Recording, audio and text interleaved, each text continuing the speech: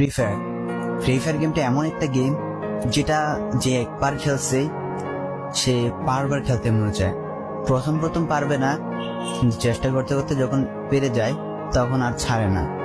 আর এই গেমটা যারা একবার খেলছে, যার মনে একবার জায়গা করে নিয়েছে, সে কখনোই এই গেমটা বলতে পারবে না। সে যদি 1 দিন 2 দিন 7 দিনও না খেলে, সে 7 দিন পর আবার ঠিকই এই গেমটার ভিতরে ঢুকবে। কারণ এই গেমটা কখনো কাউকে কষ্ট দেয় না।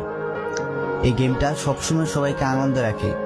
এই গেমটাতে আমি অনেক সময় কাটাইছি, আর এটা আমি কখনো ভুলতে পারবো না। এই গেমটা আমার কাছে এমন একটা গেম যেটা কিনা আমি বলে বোঝাতে পারবো না।